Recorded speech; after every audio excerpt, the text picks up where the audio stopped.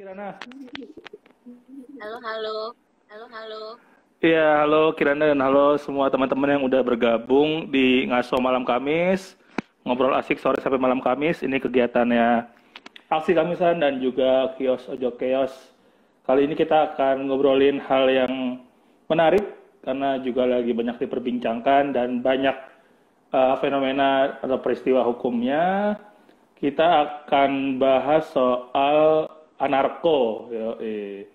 Ini sebenarnya bagi yang belum tahu, Anarko ini sahabat baiknya BNN ya, Badan Narkotika Nasional, karena kepanjangan sebenarnya Anarko itu anti narkoba, jadi seharusnya seharusnya jadi teman-temannya BNN dan sebagainya lah. Oke, kita udah bergabung dengan Kirana Anjani di layar atas di akunnya Aksi Kamisan. Kirana Anjani ini staff risetnya Lokataru Foundation ya, Kirana ya?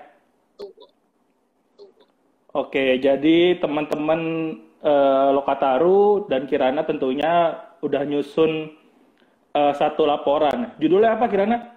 Paranoia-paranoia gitu ya? Kaos hitam dan paranoia negara. Kaos hitam dan paranoia negara karena akhirnya Lokataru dan beberapa lembaga lain concern sama diskriminasi serta ketidakadilan yang akhirnya harus diterima oleh teman-teman anarko di beberapa tahun belakangan gitu.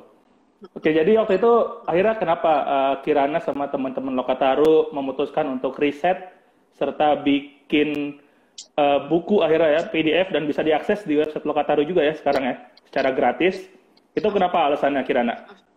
Udah oke ya? Oke, jadi tadi Udah oke ya? milestone mulainya dari ini ya, penyikapan aksi May Day di Bandung 2019 ya.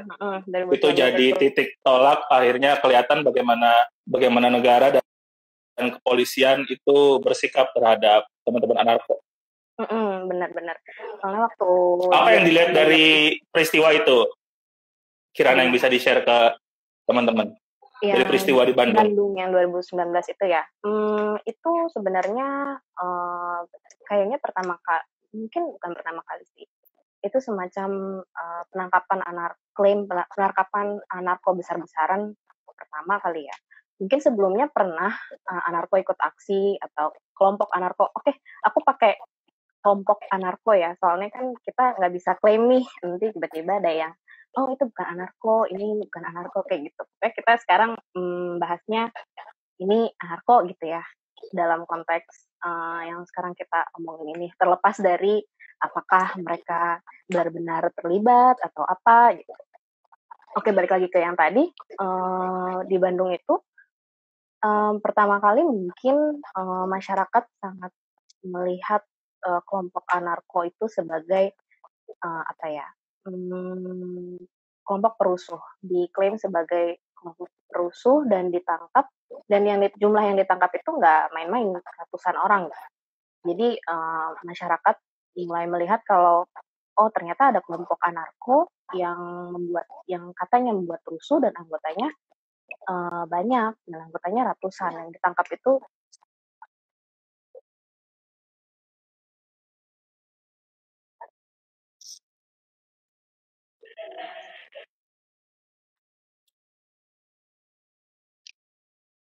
pakai kaos hitam. Kemarin pakai term kaos hitam itu. Kayak gitu sih. Berangkat dari Sip. di Bandung. Ini tadi agak-agak keputus Kirana karena koneksi juga dan sebagainya kali ya. Jadi memperjelas lagi itu di Bandung sampai 619 orang kalau nggak salah ya, dan akhirnya sebagian ditangkap hanya karena pakai atribut item-item yang dianggap udah pasti anarko gitu ya. Betul. Makanya kenapa kita pakai term kaos hitam dan paranoia negara itu, karena aparat ini nangkepin dan klaim anarko ini semua yang pakai kaos hitam. Pada saat ini pasti dicapnya sebagai anarko. Jadi kenapa kita pakai judulnya itu kaos hitam dan paranoia negara. Seolah-olah aparat ini setiap ada yang pakai kaos hitam saat May Day, apalagi pas yang di Bandung itu semua kena tangkap. Dan itu terbukti ketika orang yang pakai kaos hitam dan diklaim anarko ini ditangkap, diperiksa segala macam, ada yang cuma di bawah umur dan sedang bermain di atau kebetulan berada di lokasi gitu. Tapi dia pakai kaos hitam, jadi dicap sebagai anarko kayak gitu. Dan nggak berhenti sampai di penangkapan aja ya. Ternyata pas di ya kantor polisi dan sebagainya ada proses-proses represi, di apa ya, di gundulin, dicet sama lidahnya gitu-gitu ya. Dan atau ada Iya. hal-hal lain yang bisa di-share ke kita. Oh, kalau waktu di apa namanya yang di Bandung itu udah banyak ini ya beritanya, mungkin udah pada tahu semua gimana mereka disuruh baris lah, disuruh jalan jongkok, digundulin, di apalah segala macam yang gak ada hubungannya sama pemeriksaan gitu. Kayak gitu. Itu yang di Bandung.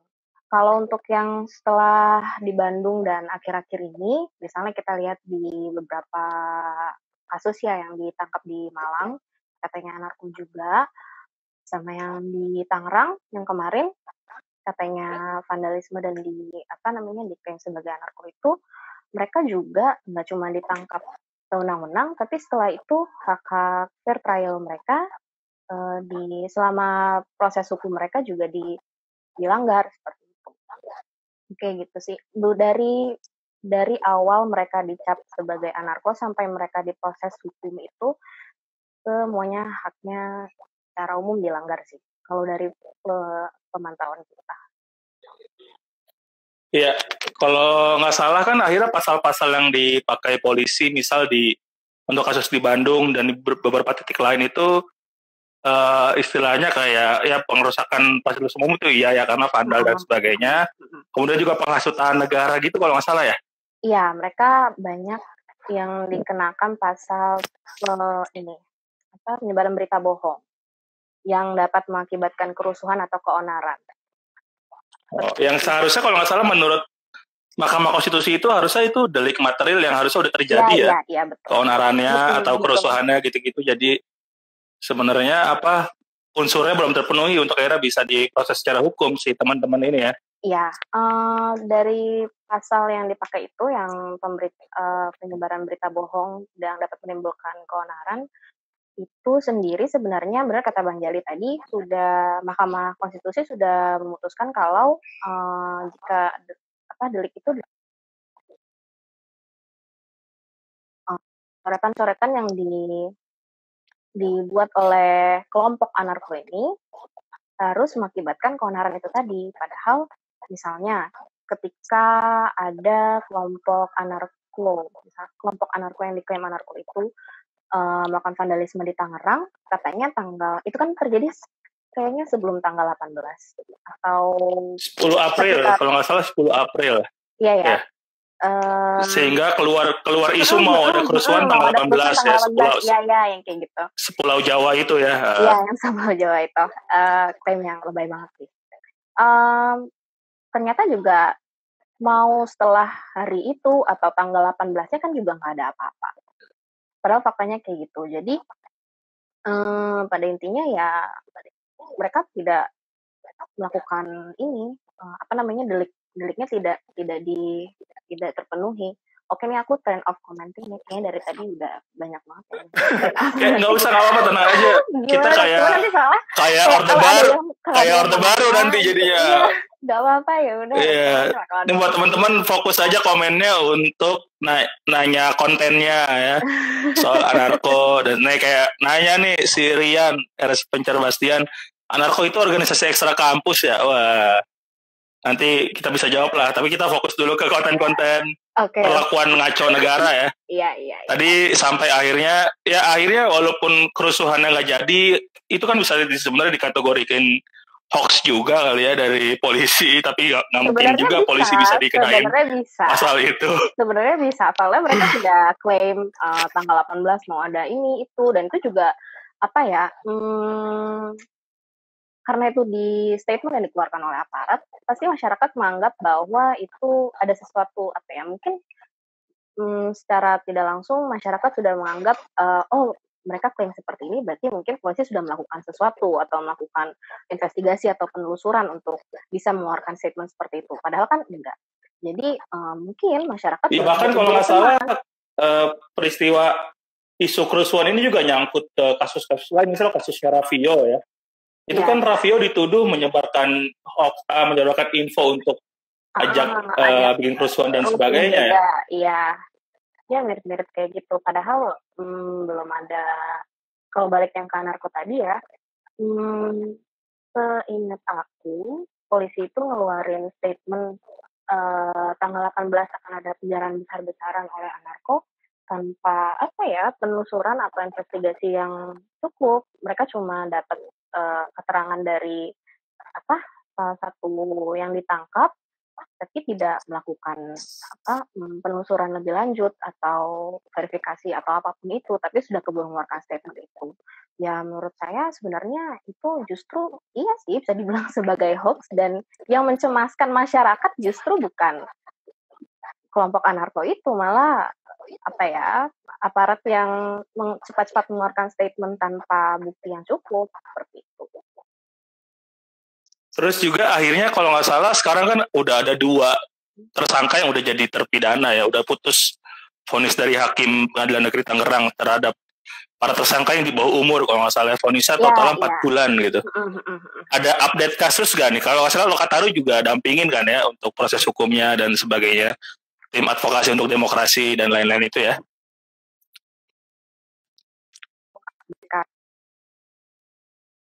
Sekarang ya, yang itu dari yang udah diputus tadi, sekarang sudah ada yang proses hukum, ada 3 orang, Rio, Rizky, dan Rizky. Ada namanya Rizky Julianda, Rizky satu lagi, sama Rio itu. Nah, sekarang kita sedang tahap persidangan, dan baru kemarin kalau tidak salah itu, atau hari ini ya, baru ada pendampingan kepada keluarga Rio dan Rizky ini ke Propam untuk melaporkan tindakan kekerasan yang mereka alami ketika pemeriksaan oleh kepolisian, pas BAP, pas segala macamnya itu kan mereka kita juga udah pernah keluarin laporan atau thread gitu di Twitter, bisa dibaca sih ini pengalaman mereka kayak gimana pas di di BAP, mereka sampai di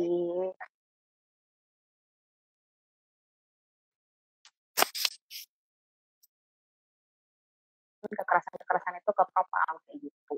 Itu sih update yang paling baru. Terus sama satu lagi, ada lagi yang di Malang, itu juga sedang proses hukum. Ini juga kalau nggak salah ini ya, dari Aksi Kamisan Malang ya, anggota Aksi Kamisan Malang kan. Iya, teman-teman Aksi Kamisan Malang ada 3 orang ya. Akhirnya kalau nggak salah kita sempat minta penangguhan ya dari beberapa pihak, tokoh-tokoh publik dan sebagainya, tapi ternyata kasusnya masih lanjut dan malah coba dikait-kaitin sama UU ITE dan sebagainya gitu-gitu. Dan kita coba lihat prosesnya deh. Itu juga sih, kan kemarin juga muncul si kawan-kawan Aksi Kamisan ini kan, kalau di headline di berita tuh ditangkap karena melawan kapitalisme gitulah ya. Gimana caranya coba ditangkap karena melawan kapitalisme, nggak tahu deh. Tapi kita juga ini dampingin terus kawan-kawan Aksi Kamisan Malang proses hukumnya seperti apa. Oke, terima kasih Kirana sama teman-teman Lokataru. Jadi emang buat tadi teman-teman yang udah nanya juga sebenarnya ada pendampingan hukum atau enggak, teman-teman koalisi yang namanya tim advokasi untuk demokrasi, kayaknya isinya ada Lokataru, ada LBH, dan juga ada Kontras dan beberapa lembaga lain. Itu coba untuk sebisa mungkin juga dampingin ya, walaupun kalau nggak salah yang di Tangerang juga ngalamin kan pembatasan ya, teman-teman itu di awal nggak boleh ya dapat pendampingan hukum dari LBH Jakarta dan kawan-kawan. Iya, pertama kalau dari sharing-sharing ini ya, kuasa hukum dari LBH Jakarta itu, mereka sangat dipersulit untuk ketemu sama kawan-kawan Rio dan kedua Rizky itu. Mulai dari awalnya katanya misalnya datang hari Jumat, katanya hari Jumat bukan hari untuk ketemu, atau datang ke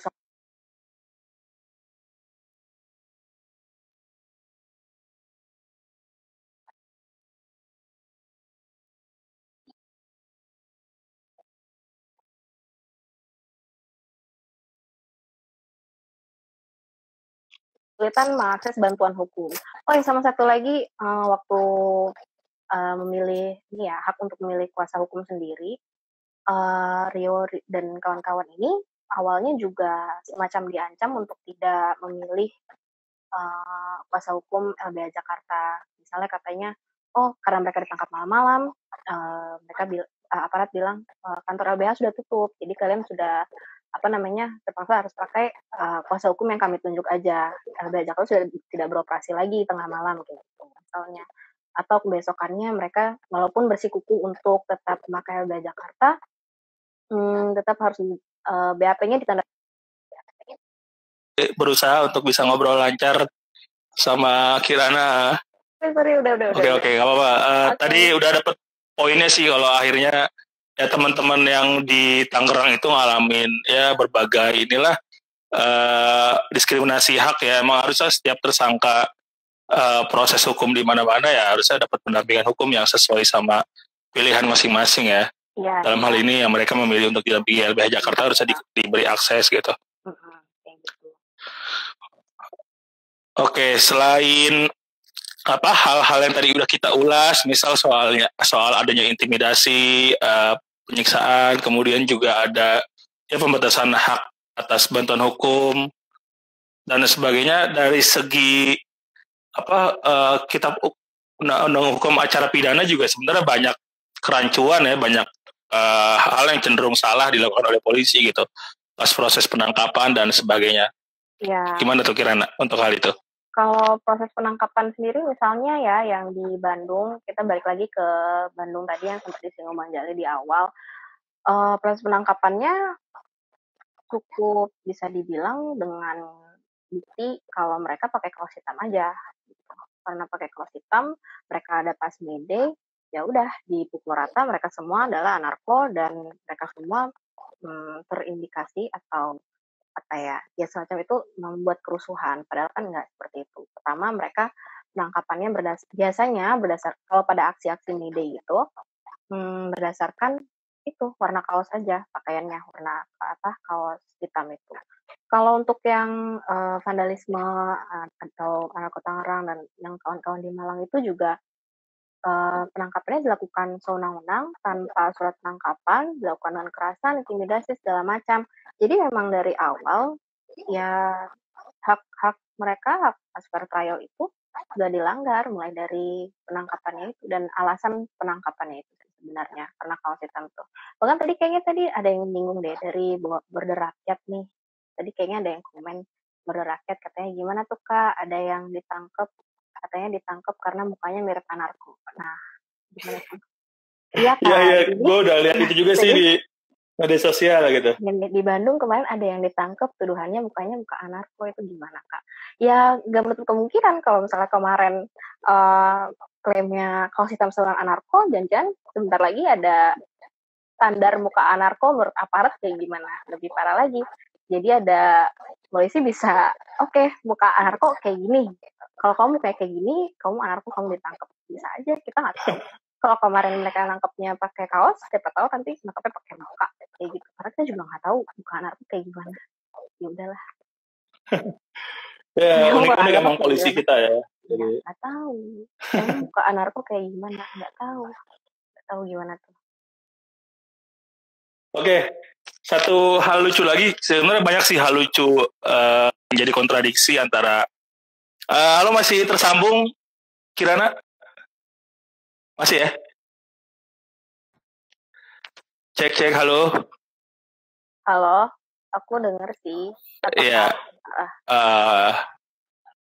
Ya agak putus-putus sih, tapi aku coba lanjut ke pertanyaan berikutnya. Emang banyak hal lucu yang jadi kontradiksi antara anarko sama negara ya. Misal yang buntut dari kasus yang di Tangerang itu ada daftar buku gitu yang akhirnya dipejeng sama kepolisian yang jadi barang sitaan gitu, dan beberapa judul buku kayak lucu dan ya akhirnya harus lucu ini gitu untuk memproses hukum kasus-kasus anarko. Apa yang akhirnya lo Kataru bisa gali dari fenomena ini gitu? Apakah emang buku bisa dijadiin satu alat bukti dan ya untuk akhirnya jadi alat berankat untuk melakukan tindak pidana gitu-gitu misalnya. Kalau yang kemarin itu ya buku-buku yang di apa tuh, waktu itu sempat ada konferensi pers terus iya benar tuh bukunya Eka Kurniawan disita masa. Ya, salah satunya tuh seingat aku ada bukunya Eka Kurniawan yang apa ya, coret-coret apa gitu. Sorry aku belum baca juga, tapi seingat aku ada itu. Bang, cuman karena ada tulisan coret-coret misalnya, itu dijadikan alat bukti, padahal isinya juga nggak tahu apa. Ya sebenarnya ini menunjukkan ini sih ketidakpahaman, menurut aku ya, ketidakpahaman aparat terhadap paham anarko itu sendiri. Jadi mereka tidak tahu membuktikan anarko atau mengaitkan anarko ini ke tindakan yang dituduhkan itu seperti apa. Jadi mereka main ambil barang itu aja, padahal mereka juga nggak tahu kaitannya apa.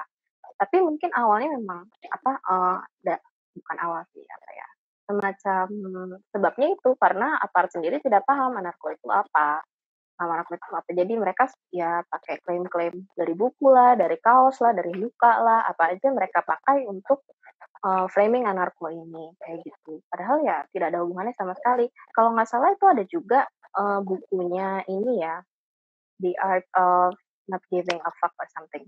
Yang sikap bodo amat untuk bersikap bodo amat. Ya gitu. Itu kan buku self help atau buku apa? Pengembangan diri ya. Pengembangan diri gitu-gitu. Itu maksudnya mirip PSQ sebenarnya kayaknya. Buku untuk percaya diri gitu. Buku untuk tidak mempedulikan perkataan orang lain. Tapi mungkin mereka anggap kayak bersikap bodo amat, berarti kayak bodo amat sama negara. Padahal kan enggak kayak gitu. Ya mereka nggak paham apa yang mau mereka, nggak paham dan nggak tahu apa yang mau mereka buktikan karena memang nggak ada kaitannya sama sekali kayak gitu. Oke, kalau akhirnya dilihat pola-pola bagaimana negara atau kepolisian menyikapi fenomena anarko ini gitu, misalkan akhirnya ya pakai framing kaos hitam-hitam, sampai ada ya kasus terbaru framing muka lah, terus framing buku-buku bacaan dan sebagainya gitu-gitu. Kalau bisa disangkut pautkan kan ini mirip-mirip sama pola lama kekerasan kepolisian ya. Misal ya dari 65 lah kita juga udah bisa lihat gimana negara memperlakukan warganya sendiri yang akhirnya dianggap cenderung menganut ideologi komunisme dan sebagainya gitu-gitu. Akhirnya juga diadili tanpa ada proses pengadilan dan sebagainya di Pulau Buru. Terus juga berangkat ke peristiwa Petrus juga, penembakan misterius itu awalnya karena stigma dan stereotip negara terhadap orang-orang gondrong, orang-orang yang suka nongkrong di jalanan dan sebagainya. Akhirnya ratusan orang harus ditembak tanpa ada proses hukuman gitu. Banyak lagi yang akhirnya ya ini kita coba jadi bahan diskusi aja. Misalkan Islam ya. Islam kan juga di awal tahun 2000-an punya satu kelompok yang akhirnya melakukan kekerasan atau ekstremisme lewat pengaboman, teror dan sebagainya gitu. Dan akhirnya negara juga ngambil sikap yang keras terhadap kelompok itu. Tapi kan akhirnya tidak membumi hanguskan si Islam itu sendiri, karena nggak mungkin ya, agama Islam ya sangat ya dianut oleh orang banyak, dan ya emang negara nggak boleh membumi hanguskan pemikiran gitu. Kayak tap MPR soal Marxisme, Leninisme dan sebagainya juga itu udah nggak relevan sebenarnya. Kalau dari Kirana sendiri gimana melihat keterkaitan itu gitu antara ya anarko sindikalisme, anarkisme yang emang sebenarnya adalah satu pemikiran yang bagus ya untuk era bisa berdiri tanpa ada otoritas, tanpa ada fasisme dan sebagainya gitu-gitu. Tapi memiliki 1-2 orang yang melakukan tindak kriminal mungkin karena memang udah ada aturannya di negara kita di Indonesia dan dilanggar. Tapi negara mengambil sikap untuk jauh gitu ke depan untuk akhirnya bisa membasmi dan ya stereotip anarko dan sebagainya gitu-gitu.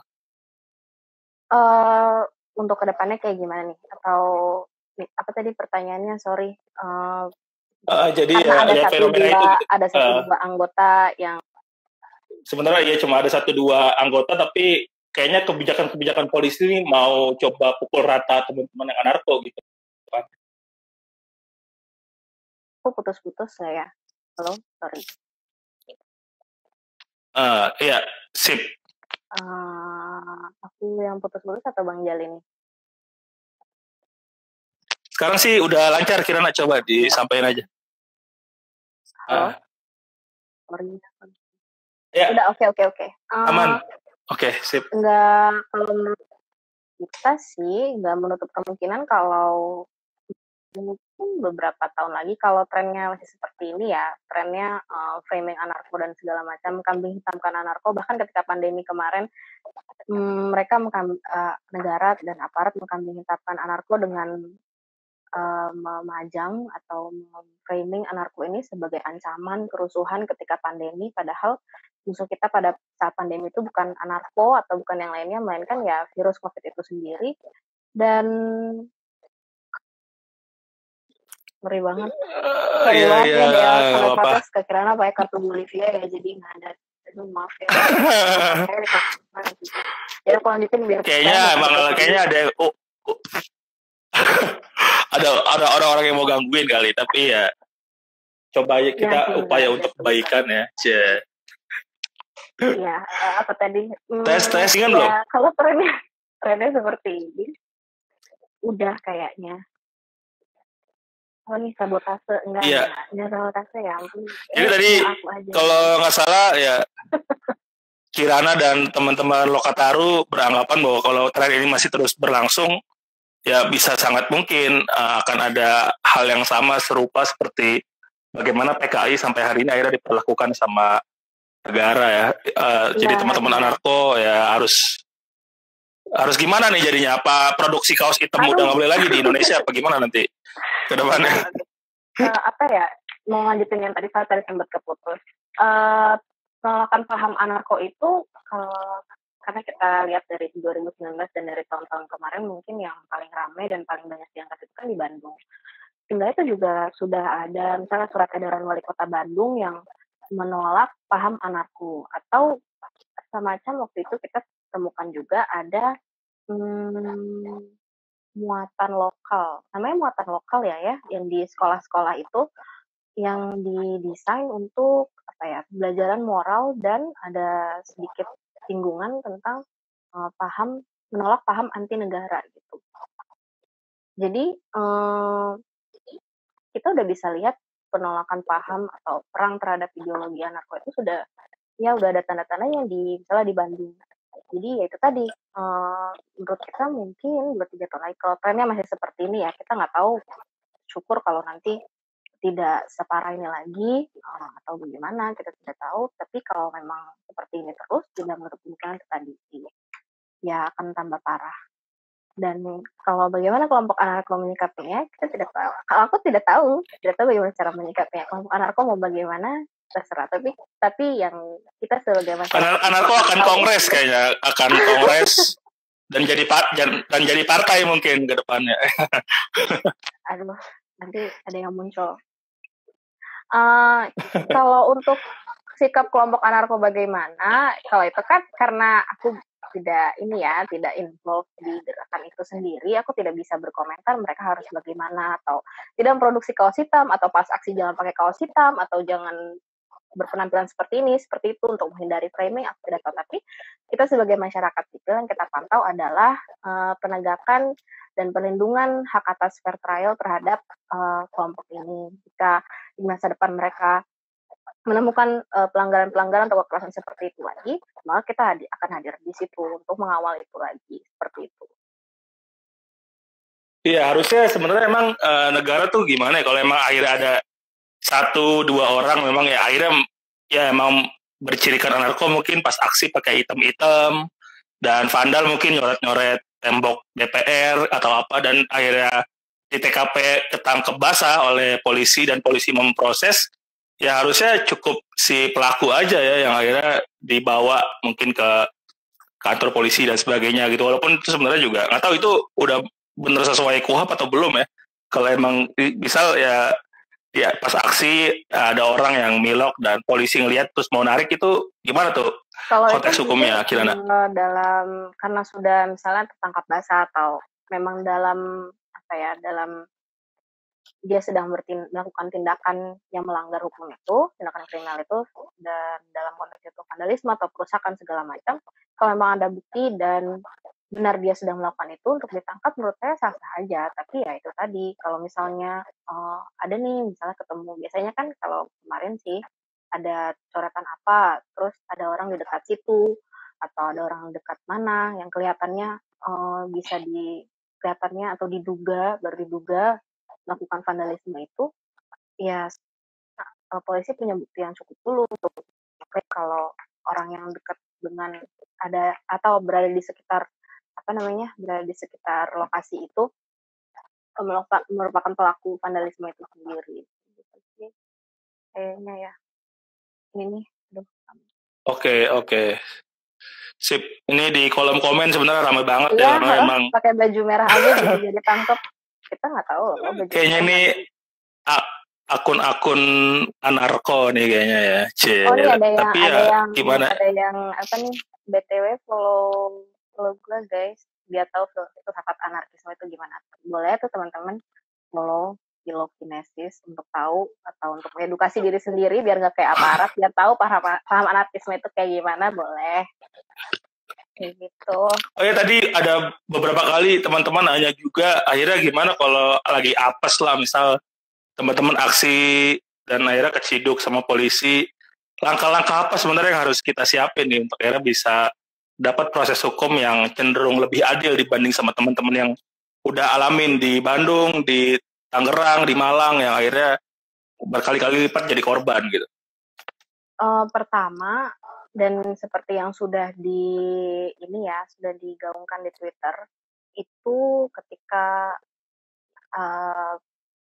memilih kuasa hukum sendiri, jangan pernah kawan-kawan mau atau kawan-kawan bersedia untuk di BAP atau diperiksa tanpa didampingi oleh kuasa hukum. Karena pendampingan kuasa hukum itu sangat penting untuk itu adalah kunci dari seluruh proses hukum teman-teman, seperti itu. Pertama, teman-teman harus tahu kalau teman-teman punya hak untuk memilih kuasa hukum sendiri. Jadi ketika diancam atau dipaksa, sebisa mungkin teman-teman harus tetap berpegang pada hak itu untuk memilih kuasa hukum sendiri. Pertama itu.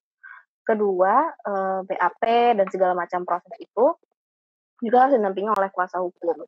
Di situ nanti, dan itu akan menjamin apa yang dituliskan dalam BAP atau didapatkan oleh aparat, keterangan dari kawan-kawan itu benar adanya, dan kawan-kawan diperiksa tidak dengan keadaan tertekan atau diintimidasi seperti itu.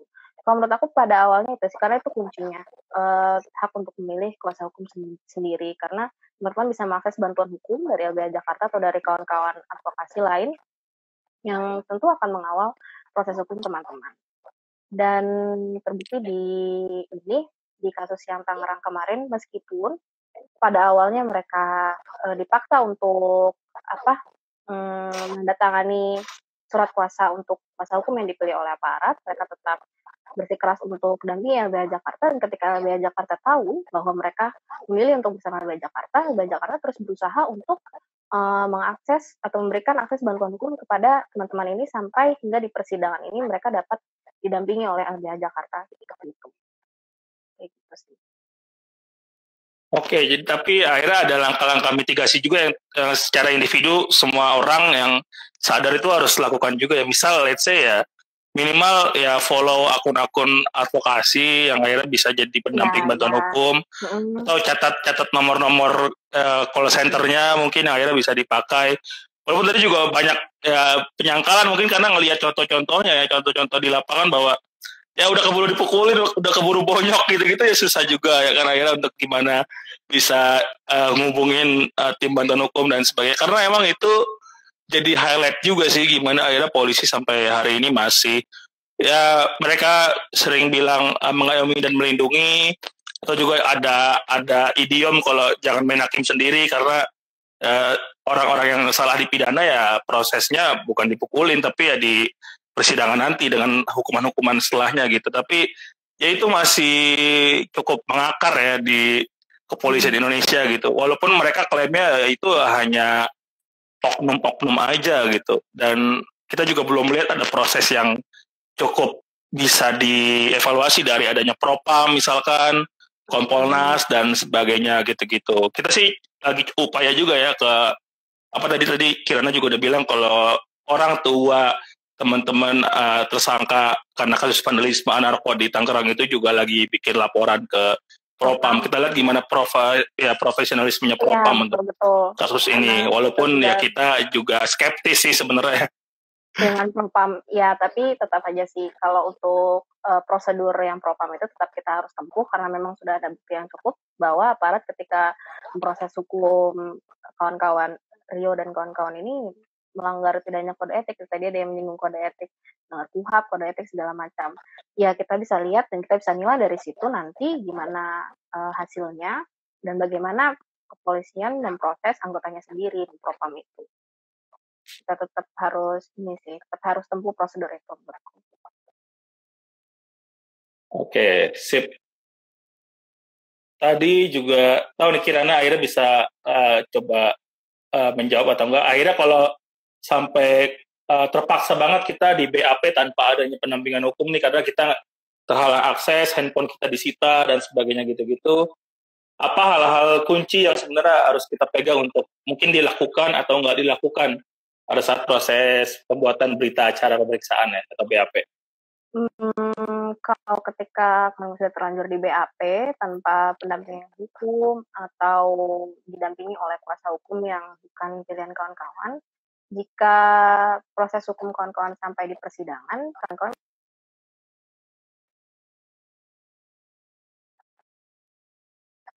atau keterangan yang diberikan pada saat berada dalam tekanan, berada dalam intimidasi, segala macam.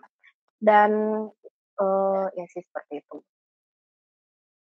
Kayaknya seperti itu aja. Sama mungkin. Jadi kalau udah dilimpahkan ke persidangan bisa minta untuk cabut BAP ya? Cabut BAP itu bisa, apalagi kalau ada mungkin di persidangan sudah dapat kuasa hukum yang sesuai pilihan teman-teman, bisa dibantu juga untuk memberikan bukti-bukti itu bahwa BAP yang dibuat itu tidak benar dan dibuat dalam tekanan macam itu. Karena kan nanti kawan-kawan jika masuk persidangan ada pengambilan keterangan dari kawan-kawan juga.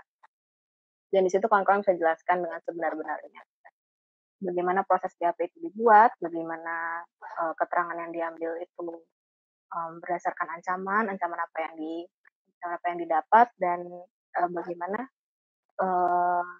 yang sebenarnya terjadi dengan cabut BAP aja, nikah aja bisa cerai, ya cabut BAP. Iya, jadi kalau teman-teman tadi agak skip mungkin karena sinyal dan sebagainya, jadi mungkin kita bisa remind lagi kalau teman-teman apes misalkan ya lagi pakai hitam-hitam dan ikut aksi terus kena ciduk, ya kalau bisa akses komunikasi, segera akses nomor-nomor lembaga yang bisa dampingin secara hukum. Ada Lokataru, misal ada Kontras, ada juga LBH yang tersebar di 15 kota. Kalau di Jakarta ada LBH Jakarta dan beberapa titik. Ya adalah atau ya teman-teman pasti juga udah punya, harusnya sih udah punya unit ya, karena kolektif anarko itu ya sifatnya kolektif ya, harusnya udah bisa juga ada nomor krisis center yang bisa teman-teman akses secara cepat. Pun akhirnya sial teman-teman nggak bisa untuk akses bantuan hukum secara cepat dan udah keburu digelandang ke Polres atau ke Polsek dan akhirnya diproses BAP di integrasi dan sebagainya tanpa adanya pengacara atau malah pengacara yang diberikan oleh polisi bukan tanpa konsen atau kemauan teman-teman, itu nanti pada saat proses persidangan udah dilimpahkan ke kejaksaan dan sebagainya, teman-teman punya hak untuk cabut BAP ya, seperti itu.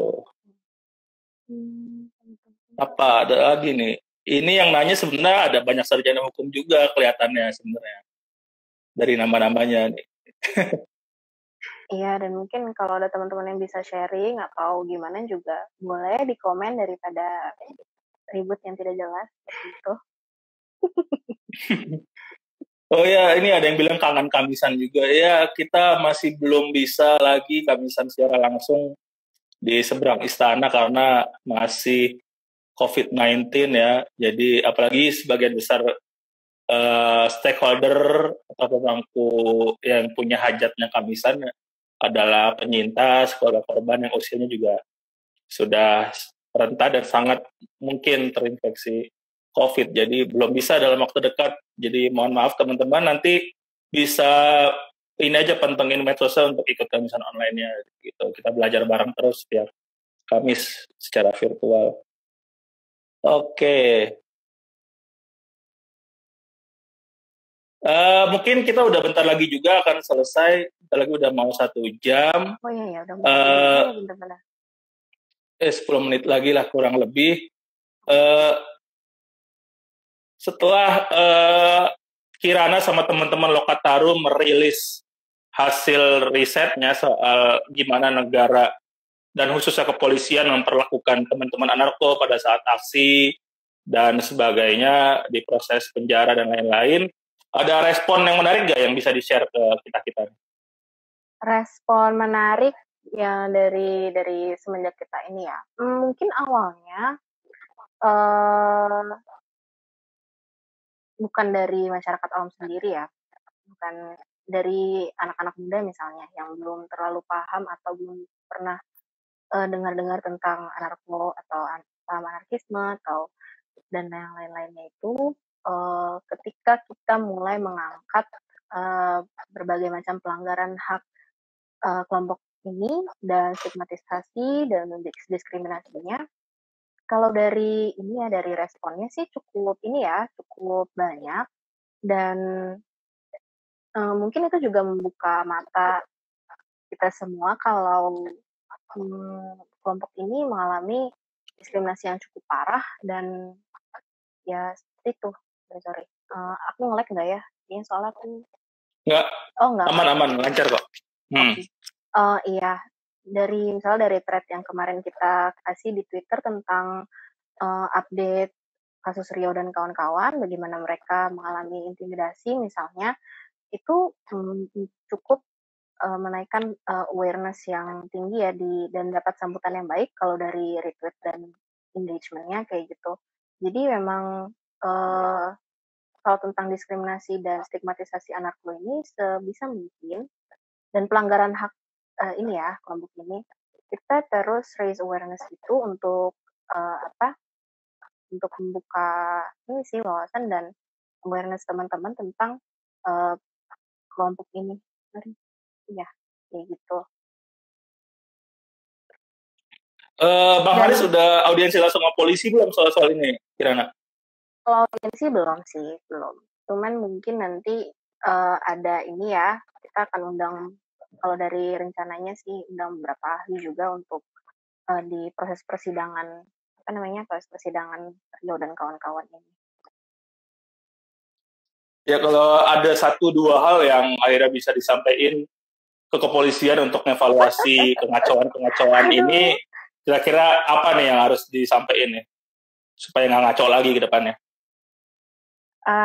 Aduh, gimana nih? Mungkin ada yang nonton polisi-polisi, minimal polisi moral lah, ini banyak kayaknya polisi moral. Apa ya yang mau disampaikan? Punya KUHAP, punya kode etik tuh, mbok ya dibaca, gitu. Mbok ya nggak cuma dibaca deh, dilakuin atau apa. Maksudnya gimana ya? Apa polisi itu masih melakukan fungsinya dengan baik atau masih memiliki fungsi mengayomi dan melindungi itu? Kenapa tidak berkaca pada diri sendiri? Itu tidak mungkin sih. Saya rasa polisi tidak mungkin berkaca pada diri sendiri. Jadi kita yang harus terus mengevaluasi dan mendorong mereka untuk terus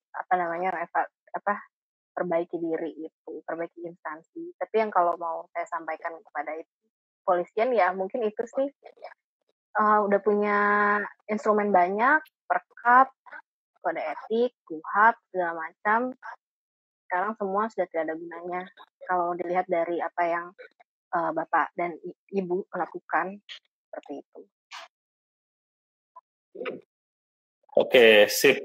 Ini juga sebenarnya banyak teman-teman yang minat untuk diskusi lanjutannya ya. Semoga nanti mungkin ke depan Lokataru sama teman-teman lain juga bisa terus bikin diskusi secara intens kali ya. Mungkin ada yang mau belajar dan gabung jadi anarko, itu juga ya bisa, nanti silakan dicari-cari aja, di explore mana akun-akun yang sering memberi pembelajaran bersama secara egaliter biasanya gitu kan. Ya, secara setara soal udah ada yang promosi gerakan juga kayaknya.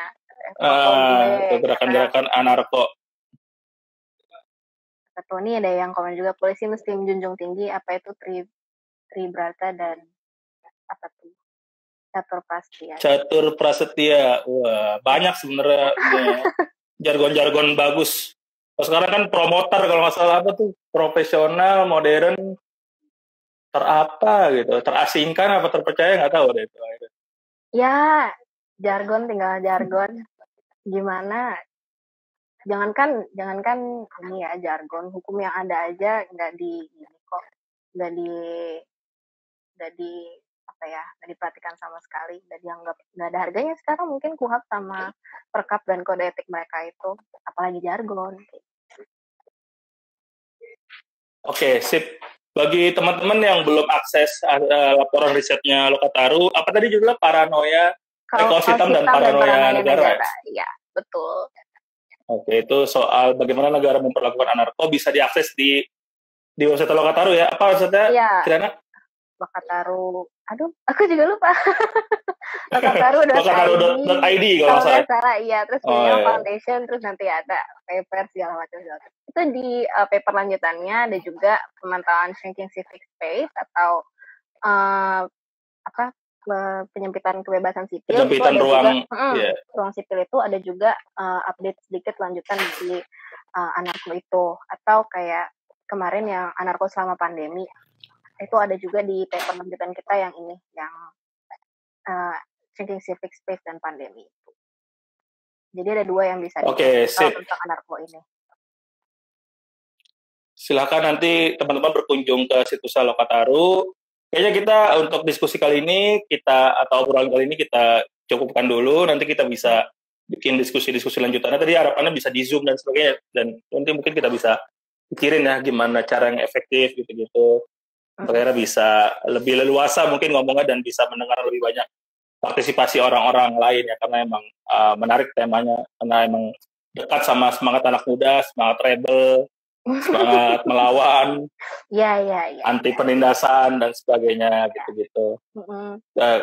Hal-hal yang perlu di highlight itu mungkin tadi ya dari awal kita udah bilang bahwa ya ini berpotensi untuk era bikin lagi-lagi stigmatisasi dan diskriminasi terhadap anarko, sebagaimana negara juga memperlakukan itu kepada teman-teman komunis lewat ya akhirnya pemberedelan unsur-unsur PKI dan sebagainya gitu-gitu yang juga masih simpang siur sebenarnya. Dan sebenarnya kan hak untuk memilih ideologi, untuk memilih pemikiran dan sebagainya itu dijamin oleh Undang-Undang Dasar dan juga dijamin sama kopenan hak sivil dari PBB ya sebenarnya.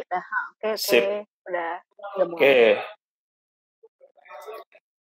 Terus juga tadi kita udah list juga udah banyak banget sebenarnya pengacuan negara, utamanya lewat kepolisian, lewat bagaimana mereka menindak teman-teman anarko di lapangan, gimana akhirnya polisi memperlakukan teman-teman tersangka di penjara, dan akhirnya juga ada upaya ibaratnya penyelewengan konten lah, ada sengaja diciptakan tokoh ketua anarko lah gitu ya. Ya, yang itu mungkin itu nanti jadi itu gimana komentarnya Kirana? Nggak tahu, mungkin itu nanti bisa jadi standar muka anarko, jangan-jangan dari patokannya dari yang kemarin atau gimana, nggak tahu deh. Harus punya tato A segede dada gitu badan ya. Anarko harus gitu. Itu tadi sih, itu banyak lah. Tidak pahaman polisi sama paham.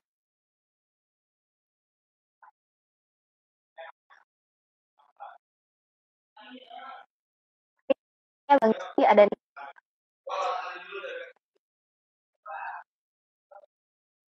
Oke, terima kasih banyak Kirana atas waktunya.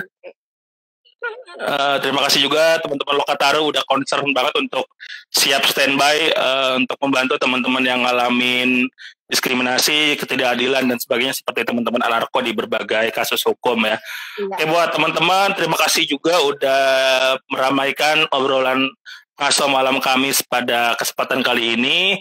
Nanti Kirana tolong di share ya videonya biar bisa ditonton lagi sama teman-teman, karena Kirana lagi jadi admin Kamisan untuk 1 jam nih, jadi nanti tolong di share videonya. Oke, terima kasih buat teman-teman, sampai ketemu di kesempatan berikutnya. Terima kasih Bang Jali, terima kasih teman-teman, selamat malam. Yuk.